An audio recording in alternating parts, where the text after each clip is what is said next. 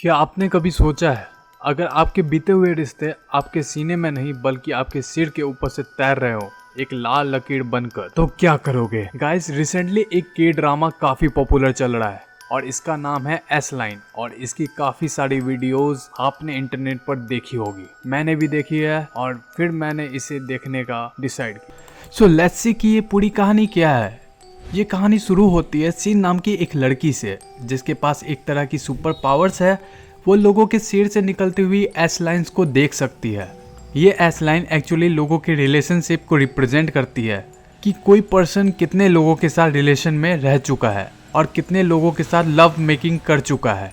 हमें यहाँ सीन का फ्लैशबैक दिखाया जाता है जहाँ पर वो अपने डैड के साथ होती है और अपने डैड के ऊपर एक एस लाइन को देखती है। वो इस चीज की ड्राइंग बनाती है। उसकी मॉम को यह देखकर पता चल जाता है कि उसके हस्बैंड का किसी और के साथ अफेयर है।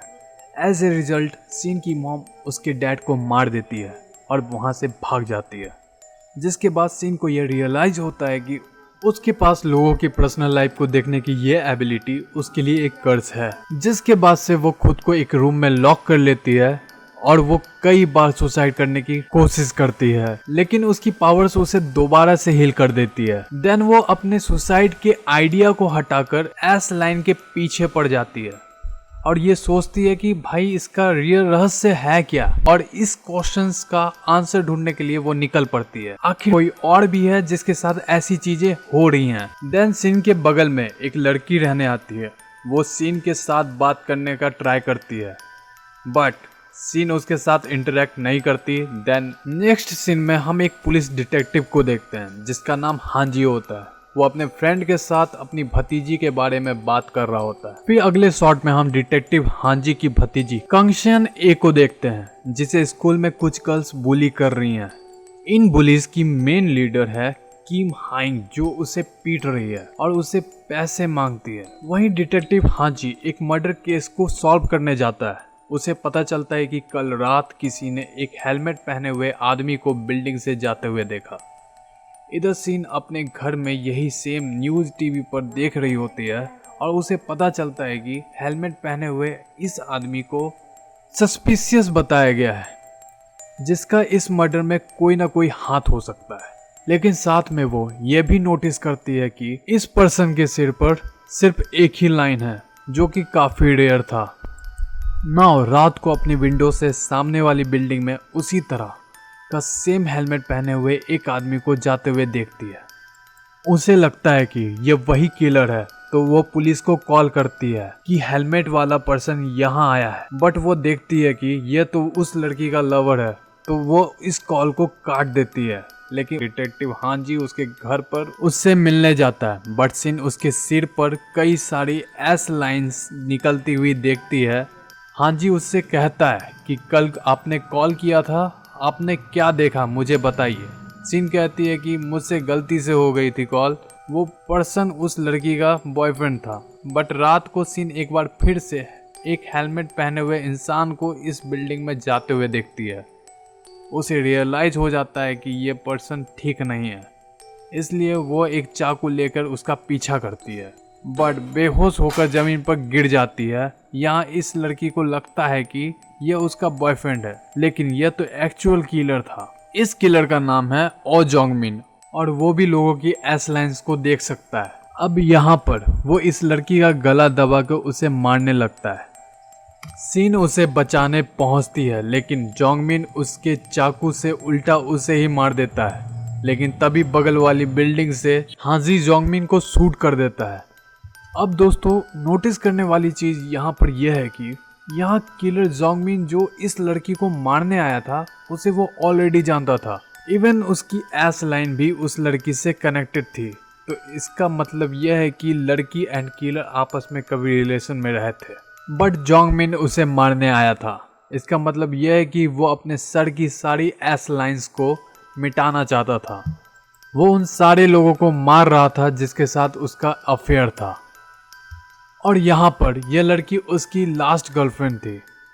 अब यहाँ हांजी और सीन इस केस के बारे में बात कर रहे होते हैं। तभी हांजी की भतीजी सियोने यहाँ पर आती है। सियोने सीन से पूछती है कि तुम यहाँ पर क्या कर रहे हो। तो हांजी को पता चलता है कि वो दोनों ऑलरेडी एक दूसरे को जानते हैं। ना वो दोनों घर आते हैं और सीन हांजी से कहती है कि मुझे और पैसे चाहिए। हांजी कहता है क्या मैं तुम्हारा एटीएम हूँ। वो उससे पूछता है कि क्या तुम्हारे स्कूल में कोई प्रॉब्लम है, तो वो जवाब में कहती है कि तुम्हें इससे क्या फर्क पड़ता है। फिर हांजी कहता है कि सीन को तुम कैसे जानती हो, तो वो कहती है कि हम दोनों मिडिल स्कूल में साथ में पढ़ते थे, बट फिर वो गायब हो गई क्योंकि उसकी मॉम ने उसके डैड को मार दिया था और वो भी भाग गई थी। नेक्स्ट सीन में हम सीन को देखते हैं जो कि रूफ टॉप पर बैठकर ये सोच रही होती है कि इस तरह से वो लोगों की जान बचा सकती है। लेकिन तभी उसे एक मैसेज आता है। इस मैसेज में लिखा था कि मैं तुम्हारे तरह रेड एस लाइन को देख सकता हूँ, मुझे आर्क हाई स्कूल में आकर मिलना। नाउ हम आर्क हाई स्कूल में एक टीचर को देखते हैं जिसका नाम लिग यूजिन है। अब यहाँ क्लासरूम में बुलिस ब्लैक बोर्ड पर सीन के बारे में गलत चीजें लिख रही होती है।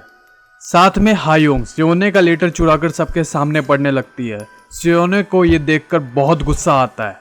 वो उसे रोकने के लिए आगे जाती है। उन दोनों के बीच फाइट हो जाती है, लेकिन टीचर यूजिन आकर उनकी फाइट को रोक देती है। यूजिन सियोने से पर्सनली बात करती है कि ऐसा मत करो, लेकिन सियोने कहती है कि मैं उसे मार डालूंगी और फिर वो रिक्वेस्ट करती है कि मैं घर जा सकती हूँ।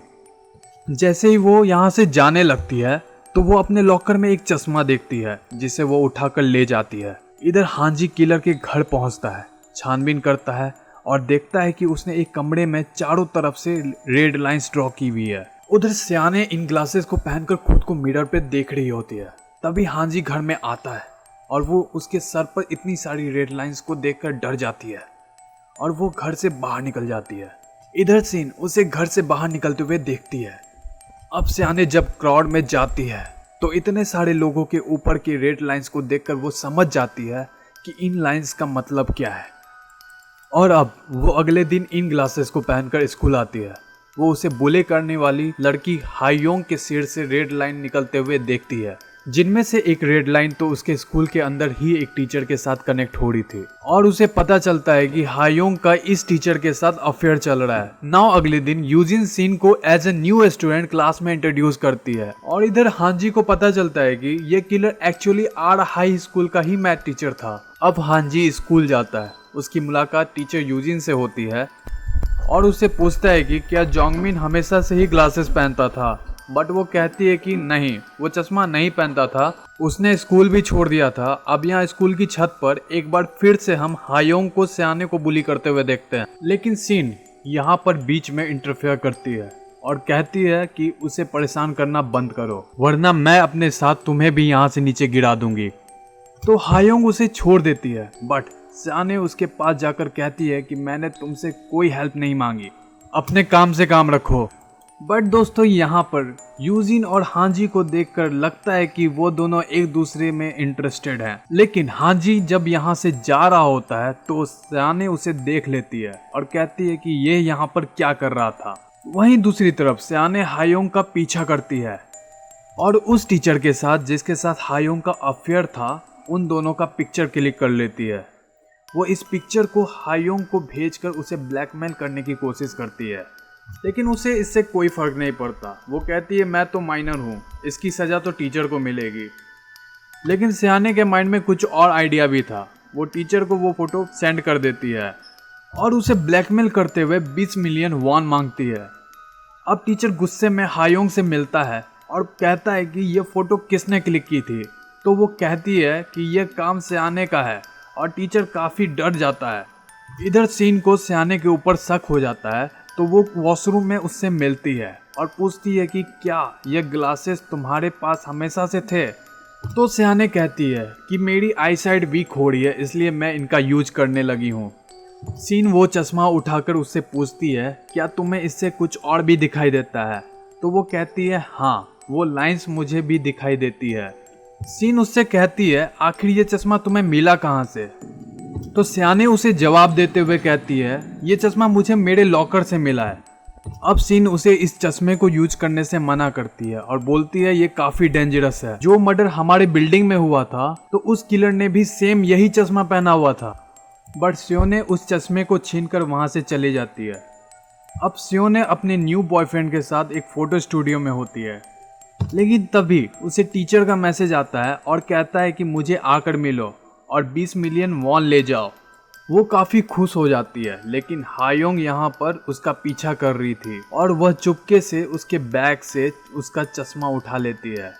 ऐसा इसलिए क्योंकि उसने सीन और सियाने की बातें छुपकर वॉशरूम में सुन ली थी। एंड नाउ सियाने जब अपने बैग से इस चश्मे को पहनने के लिए बाहर निकालती है तो वो देखती है कि चश्मा उसके बैग से गायब हो चुका है। और यहाँ पर हायोंग सबके सिर पर रेड लाइंस को देखती है और उसे भी पता चल जाता है कि इन लाइंस का मतलब क्या है। लेकिन अचानक एक आवाज आती है और हायोंग का सीन अचानक से खत्म हो जाता है। इधर सियाने सिम को बहुत गुस्से में कॉल करती है और चिल्लाते हुए कहती है कि तुमने मेरा चश्मा ले लिया है। वो कहती है कि मैं स्कूल जा रही हूँ और कॉल काट देती है और चली जाती है। अब स्कूल में वो उस टीचर से मिलती है जो उससे रिक्वेस्ट करता है कि प्लीज़ ऐसा मत करो। सियाने कहती है कि जब वो सारे स्टूडेंट मुझे बुली कर रहे थे तो तुम जानकर भी चुप थे, तुमने कुछ क्यों नहीं किया। तब टीचर कहता है कि आई एम सॉरी, मुझे माफ़ कर दो। लेकिन तभी टीचर के फ़ोन में उसकी वाइफ का मैसेज आता है और वो उसे उसकी पिक्चर भेजती है और वो कहती है तुमने मेरे साथ ऐसा क्यों किया। अब टीचर पूरी तरीके से एक्सपोज हो चुका था और अब टीचर सियाने को मारने के लिए आगे बढ़ता है। तभी सीन भी स्कूल में आ जाती है, लेकिन वो देखती है कि सियाने ऊपर से नीचे गिर रही है। सियाने नीचे गिर जाती है और सीन उसे हॉस्पिटल ले जाती है। हांजी भी वहाँ आ जाता है। सीन उसे सारी बात बताती है और वो कहता है कि इतनी रात को सियाने स्कूल क्यों गई थी। सीन कहती है पता नहीं, मुझे नहीं पता, उसने मुझे बताया, मैं उसका पीछा करते हुए वहाँ गई, तब तक वो गिर चुकी थी। लेकिन एक चीज़ तो कंफर्म है कि उसने सुसाइड नहीं किया है।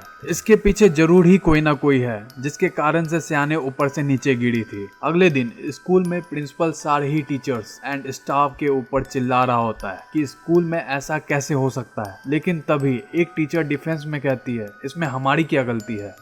तो उन दोनों में बहस हो जाती है, लेकिन तभी बाकी के टीचर्स आकर इस झगड़े को रोक देते हैं। तभी एक और टीचर को यहाँ पर हम देखते हैं जिसके कुछ डॉक्यूमेंट नीचे गिरते हैं और म्यूजिक टीचर आकर इन्हें उठाता है। इधर सीन क्लास में एंटर करती है और बाकी के स्टूडेंट्स कहते हैं कि आज का दिन बहुत बोरिंग है, क्योंकि अब वो सियोने को बुली नहीं कर पाएंगे क्योंकि अब वो हॉस्पिटल में है। वहीं दूसरी तरफ हम स्कूल के एक और टीचर को देखते हैं जिसका नाम जंगयू है। उससे एक और टीचर पूछता है तुम्हारी तो शादी होने वाली थी, क्या हुआ उसका।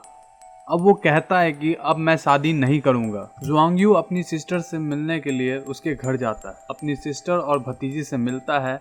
अपनी सिस्टर से उसके हस्बैंड यानी कि उसके ब्रदर इन लॉ के बारे में पूछता है और उसकी बहन कहती है वो हमेशा मीटिंग में बिजी रहते हैं। और हमें पता चलता है कि ज़ुआंगयू कोरिया छोड़कर अब्रॉड जाने वाला है। अब अगले दिन सीन को हम स्कूल की छत पर देखते हैं जहाँ से सियाने नीचे गिरी थी। तभी वहाँ पर एक और स्टूडेंट आती है जिसका नाम जोंगजिंग होता है और उससे कहती है कि मैं जानती हूँ तुम कुछ न कुछ छानबीन कर रही हो। वो कहती है कि हायोंग उसे बुली किया करती थी, शायद उसी ने उसे नीचे गिराया होगा क्योंकि कुछ दिन से वो भी स्कूल नहीं आ रही है। तभी क्लास प्रेसिडेंट जुन सेयन वहाँ पर आता है। वो उसके चश्मे को निकाल कर उतारती है, पहनती है और चेक करती है कि कहीं ये भी वो ग्लासेस तो नहीं है, लेकिन ये नॉर्मल चश्मा होता है। इधर टीचर ज़ुआंगयू अपने डेस्क पर देखता है कि किसी ने एक चश्मा यहाँ पर रखा हुआ है। वो टीचर यूजिन से पूछता है कि ये किसके ग्लासेस हैं, तो वो इसे पकड़ती है और कहती है कि मुझे नहीं पता, लेकिन ये तुम्हारे ऊपर बहुत सूट करेंगे। अब जैसे ही वो इन्हें पहनता है तो उसे लोगों के ऊपर कई सारे रेड लाइंस नजर आने लगती है। लेकिन तभी हांजी भी यहाँ पर आ जाता है और उसके सर पर इतने सारे रेड लाइंस को देखकर वो डर जाता है और अपने चश्मे को उतार देता है। हांजी यहाँ पर यूजिन से सियोने के बारे में पूछता है और कहता है कि उसे बुली करने वाले स्टूडेंट कहाँ हैं। वो कहती है कि वो लड़की भी काफी टाइम से स्कूल नहीं आ रही है। वो उसे सियोने के बॉयफ्रेंड की फोटो दिखाकर पूछता है कि ये लड़का कौन है, तो वो उसे बताती है कि यह जीन है। हांजी उसे पूछताछ करता है और वह उसे बताता है कि वह शॉप में किसी चीज को ढूंढ रही थी और अचानक से वहां से भाग गई। अब हांजी शॉप की सीसीटीवी फुटेज चेक करता है और देखता है कि हायोंग ने यहाँ सियोने के बैग से उसके ग्लासेस उठा लिए थे और खुद पहन लिए थे। इधर टीचर जंगयू अपनी sister and brother in law के साथ खाना खा रहा होता है और जंगयू उसके सिर पर उसकी एस लाइन देखता है।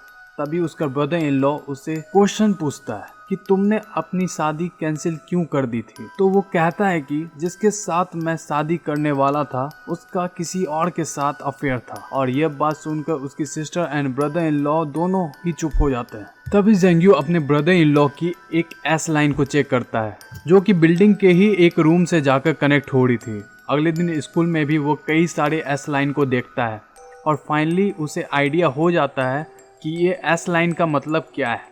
ये लोगों के अफेयर्स को रिप्रेजेंट करता है। लेकिन टीचर यूजिन के सिर पर कोई भी एस लाइन नहीं थी। इसका मतलब यह है कि वो बचपन से ही सिंगल है। तो वो यूजिन से पूछता है कि मिस, अगर आपको पता चले कि कोई आपके ऊपर चीट कर रहा है तो आप क्या करोगी।